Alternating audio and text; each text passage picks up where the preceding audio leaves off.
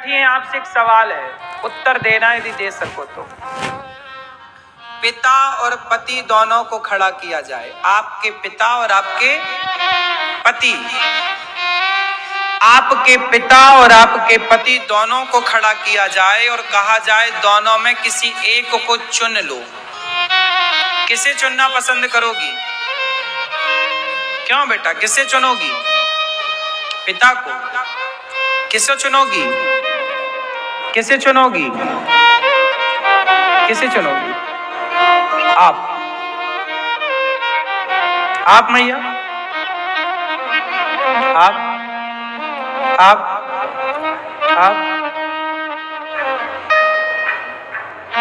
किसे चुनेंगी?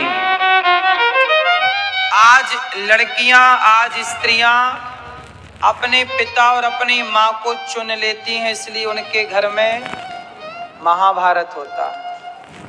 काश विवाह के बाद हर लड़की को उसके माँ बाप ये संस्कार दें। हम ये नहीं कहते कि अपने पिता से दूर रहो, बात करो माँ से। माँ बाप तो देखो है ही, माँ बाप तो सबके भगवान ही होते हैं, इसमें कोई किंतु परंतु नहीं है।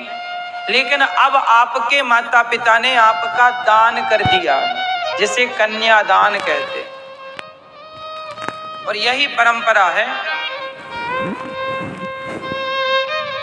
आप मायके की नहीं हो, अब आप ससुराल की हो। इसलिए ये जो बदलाव है ना, ये लड़कियां सहन नहीं कर पाती कि कल तक तो मैं पिता की थी, अब मैं पति की हो गई। कल तक पिता तो मुझे कुछ नहीं कहता था, अब पति मुझे दबा के रखना चाहता है, अपने कंट्रोल में रखना चाहता है। अभी तक तो मेरी माँ जब मैं मन करे तो जागती, जब मन करे मैं खाती, अब तो सास मुझे अपने कंट्रोल में रखना चाहती। वही है ना, खुला सांड को आपने कैद कर दिया तो वो तो जाल तोड़ेगा, कुछ दिन तो छल कूद करेगा, क्योंकि खुला रहने की आदत थी, अब वो बंधन में आया है।